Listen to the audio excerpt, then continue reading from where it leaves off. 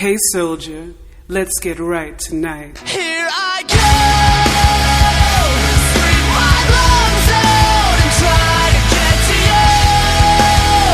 You are my only one. I let go, but there's just no one that gets me like you do. You are my only one.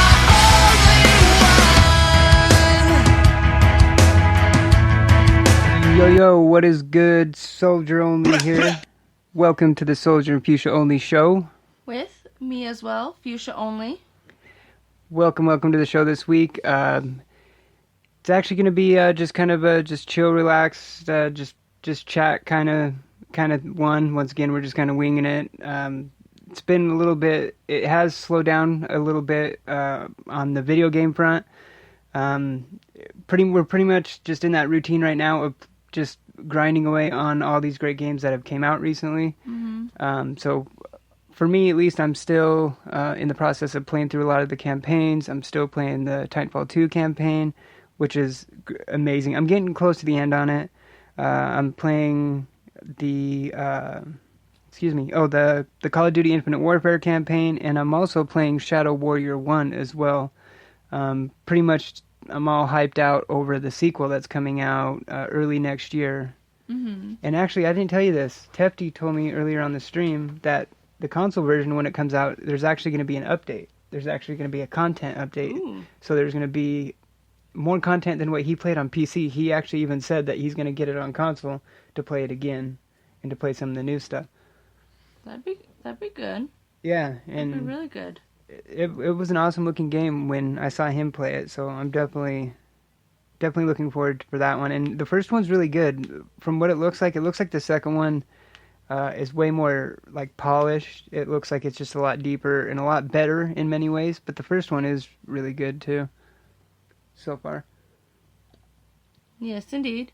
It has been fun watching you play that one as well. I haven't really gotten into the games too much this past week. I've been super busy and super tired. Yeah, we've been working a lot like crazy. That's kind of the hard thing lately is, especially where I work, with the holidays picking up, I'm working a lot more hours, and so it's kind of a lot of napping, a lot of day napping, which I normally don't do. Yes, yeah, But we did, a couple days ago for my grandma's birthday, we did actually go to the Jazz game when they played... Bulls. Yeah, Chicago Bulls. Yeah, it was a good game. The Jazz did a lot better the first half than they did the second. Yeah, they ended, in long story short, they ended up losing it. But the first half they did play a lot better. Yeah, and right as the game started, all of a sudden we hear a boom, and it was a confetti bomb that the bear had decided to let above our heads, and then he covered us. I mean, literally covered us in silly string for a good 5 minutes. We were able to get a good picture of the bear and Granny for her birthday, and that was good. Yeah, it was really neat that the bear came, to get pictures taken with her and stuff. And that bear is nuts. I can't believe what he did on that ladder. Well, he climbed up to the very top of that high-ass ladder and did the handstand. And then he lifts one hand up. Oh, yeah. Where he's only doing it with one hand. His legs are in the air. He's already at the top of this ladder. Jesus. That's huge ladder, too. That ladder is massive. Yeah. A massive, massive ladder. Because, I mean, we were pretty high up in the upper bowl, but, I mean, still, you could tell that ladder went up pretty high, and it was just, oh, God, it was crazy. But it was still a fun game to go especially to do a handstand on top of that ladder on one hand. Yeah, that was nuts. Speaking of like how high up we were, I hadn't sat up that high, and when we first got there, it was kind of disorienting at first, like with how high you were. It threw off my depth perception that anytime we went up and down out of our seats, I could only look at the steps in front of me, because if I looked down, like straight ahead, it would have thrown off my perception, and I would have tripped myself and landed on the lower bowl. Right. That would just be my luck. That's just. But I was turned around though too, and it was really awesome. They were even able to get her name on the boards as well. Yeah, they put up her name, like a happy birthday thing on the Jumbotron. Her name was up there. I mean, there was a few other people that were celebrating their birthdays there that day as well. So her name was up there with like 3 or 4 other people that were celebrating their birthdays there. And I don't know, it was just an awesome night. One of the funnest games I've been to in a long time. Even though they lost, it would have been obviously better if they would have won. Yeah. When they went into half, they were ahead by 2 at half. And then, of course, like I went and smoked and stuff at half, and then when I got back, the second half had just barely started, and they were already down like what was it, like 5 or 6 points, and it was just kind of all downhill from there. They did kind of make a run in the fourth quarter near the end. They kind of cut it. I think they cut it down to like 3 or 5 somewhere down there. They cut it down really short, but then. I remember Valentine on Chicago. He hit a dagger of a 3-pointer near the end there that put him up like 8, I think, and just kind of sealed the deal on it. And I can't remember what the final score ended up being because we actually ended up leaving with like a minute left. So Yeah. And on other news with our fantasy league, we completely spaced to swap out some players that were on a bye week. Oops. yeah, we did that again.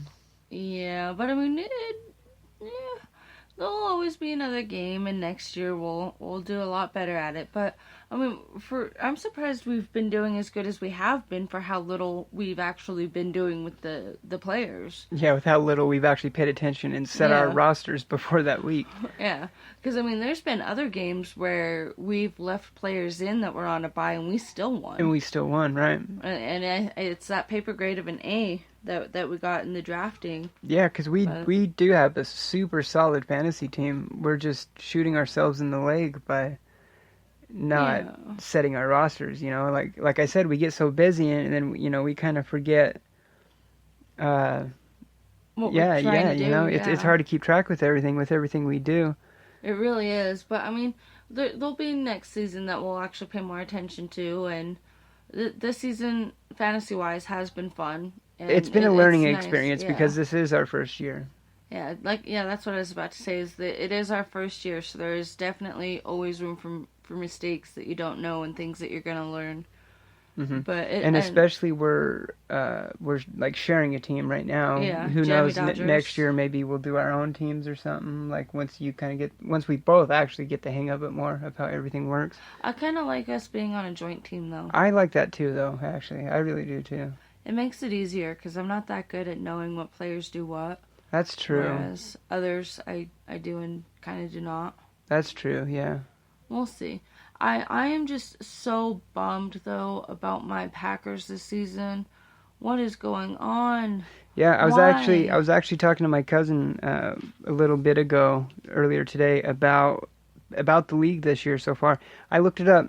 Atlanta is 6-4. They had their bye this week. They're 6-4, but they're still first in the NFC South. I think the closest behind them, is. Excuse me, I'm sorry. The Tampa Bay. I think Tampa Bay is. I think they're at like 5-6 or something. I remember they're like a game off or something like that. But it's interesting because then the division that Green Bay's in, Green Bay is 4-5, and they're in third place in the NFC North.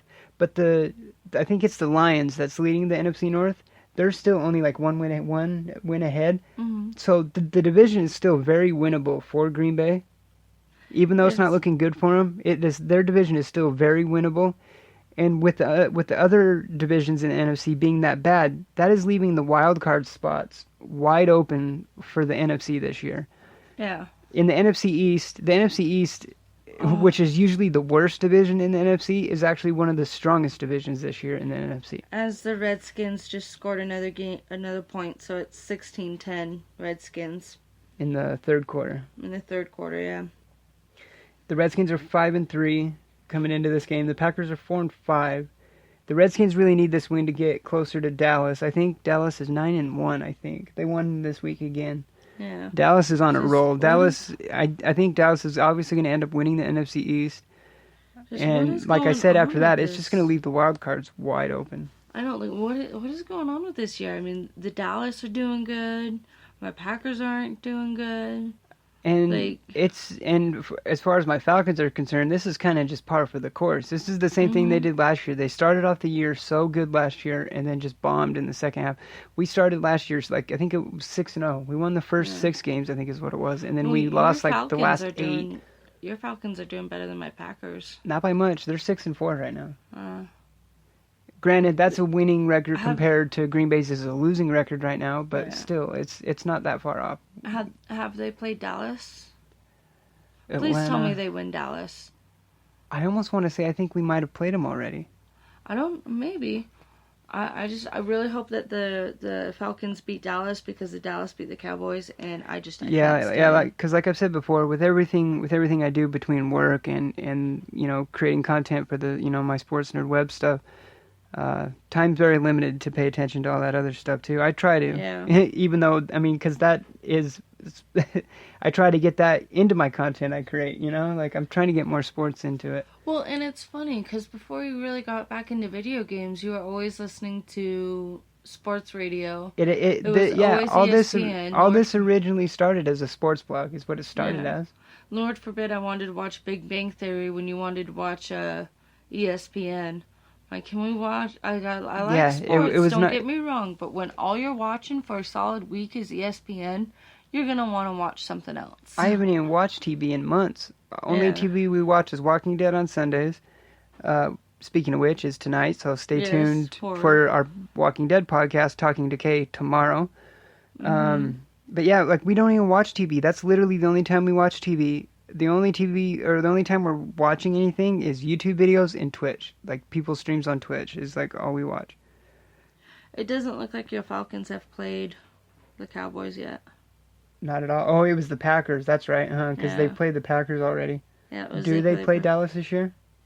I don't know. It's not showing on this one. Does it show all 16 games? I think it does, actually. Let's see. 1, 6, 7, 8, 9, 10, 11, 12, 13, 14, 15, 16. Yeah. So they don't play Dallas at all this year? Nope, they don't. The next game is Cardinals. Oh God. The Cardinals can be a tough matchup. I don't know what the Cardinals' record is this year, but the Cardinals can go either way. The Cardinals can be a really explosive offense at times. You know what I bet's going to be an actual good game, though? The Saints and the Falcons. If the Saints are doing better... Here's the thing with that this year, though. The Saints are having an awful year, but the Saints do play Atlanta very well. Yeah. You never count out the Saints against Atlanta. There's been a lot of times when the Saints have been having a bad year, and they still cream Atlanta. New Orleans has always had Atlanta's number. That's our biggest rival in the whole NFL, period. The Saints are the biggest Falcons rival, I would say, easily. The Saints have always been the biggest thorn in Atlanta's ass, and never count out New Orleans for sure against Atlanta. They're kind of my second team. They're the only other team that I actually kind of... Well, I've said that before. I like New Orleans to some extent, and I shouldn't. To an extent. And I shouldn't be a Falcons fan. Yeah, but for more overall, I am definitely more Packers. Any kind of. I was telling my cousin when I was talking to him today. I hope Green Bay wins, and he needs Green Bay to win because they're playing a division rival of his Cowboys. So. That's true. Oh God, it's a tough season. Yeah. Lord, let this year be over here soon. But I do want to mention I did try streaming again this weekend. I had more technical issues, so that's going to force me pretty much to concentrate more on my YouTube videos and more of my video content. So stay tuned to the channel for more of that. A lot of Destiny stuff, Titanfall 2, Call of Duty, all that fun stuff. So. Yep. Yeah, if you like the video and the podcast, make sure you give it a thumbs up. You can, and don't forget to sub to the channel as well. You can follow our podcast page, both shows, this one and Talking Decay, our Walking Dead one. You can follow both shows at Spreaker.com/user/sportsnerdweb. You can follow me on Twitter at sportsnerd48. Keep up to date with everything on the channel. Me and my puzzles I've been doing at Fusha only on On Instagram. Instagram. Yeah, on Instagram. And thanks for listening, and we'll see you next week.